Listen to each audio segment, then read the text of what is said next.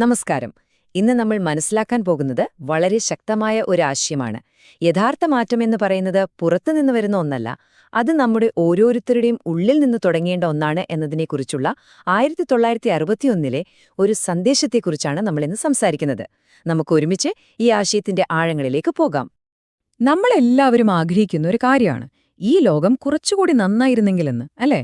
പക്ഷേ അതിനു വേണ്ടിയുള്ള ശ്രമങ്ങൾ പലപ്പോഴും പാഴായി പോകുന്നത് എന്തുകൊണ്ടാണ്?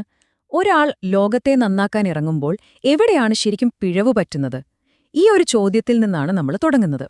അപ്പോൾ നമുക്ക് ആദ്യം തന്നെ എല്ലാവർക്കും പറ്റുന്ന ഒരു സാധാരണ തെറ്റിൽ നിന്ന് തുടങ്ങാം.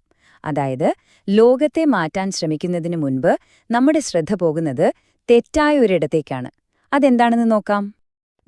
ഇതാണ് രോഹൻ.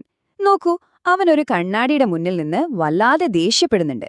ആ കണ്ണാടി തുടച്ച് വൃത്തിയാക്കാനാണ് അവന്റെ ശ്രമം. പക്ഷെ ഒരു പ്രശ്നമുണ്ട്. കണ്ണാടിയിലല്ല അഴുക്ക്, അവന്റെ മുഖത്ത് തന്നെയാണ്. നമ്മളിൽ പലരും ഇങ്ങനെ തന്നെയാണല്ലേ? പ്രശ്നം പുറത്താണെന്ന് നമ്മൾ തെറ്റിദ്ധരിക്കുന്നു. രോഹൻ ചിന്തിക്കുന്നത് കണ്ടോ? നാട്ടുകാര് മാറിയാൽ, മറ്റുള്ളവരൊക്കെ നന്നായാൽ ഈ സമൂഹം തനിയെ മെച്ചപ്പെടുമെന്നാണ് അവൻ വിശ്വസിക്കുന്നത്.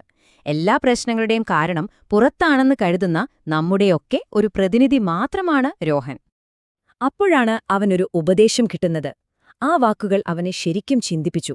ലോകത്തെ നന്നാക്കാനുള്ള നിന്റെ ഈ ശ്രമം വെറുതെയാണ്. എവിടെയാണോ എല്ലാം തുടങ്ങുന്നത്, ആ കേന്ദ്രത്തിലേക്ക് ശ്രദ്ധിക്ക്. അതായത് നിന്നിലേക്ക് തന്നെ. ഇത് കേട്ടപ്പോൾ അവൻ ശരിക്കും ഞെട്ടി. മാറ്റം തുടങ്ങേണ്ടത് തന്നിൽ നിന്നാണെന്ന തിരിച്ചറിവ് അവന് കിട്ടിത്തുടങ്ങുകയായിരുന്നു. അതെ, ഇതാണ് നമ്മൾ മനസ്സിലാക്കേണ്ട ഏറ്റവും പ്രധാനപ്പെട്ട കാര്യം. പുറത്തേക്ക് നോക്കുന്നതിനു പകരം ആദ്യം ഉള്ളിലേക്ക് നോക്കണം.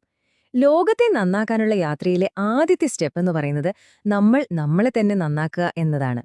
ഒന്ന് ചിന്തിച്ചു നോക്കൂ, സ്വന്തം ചിന്തകളെയും ശീലങ്ങളെയും നിയന്ത്രിക്കാൻ പറ്റാത്തൊരാൾക്ക് എങ്ങനെയാണ് ഈ ലോകത്തെ നയിക്കാനോ മാറ്റാനോ കഴിയുക? സ്വയം ജയിക്കുന്നവനെ ലോകത്തെ ജയിക്കാൻ സാധിക്കും.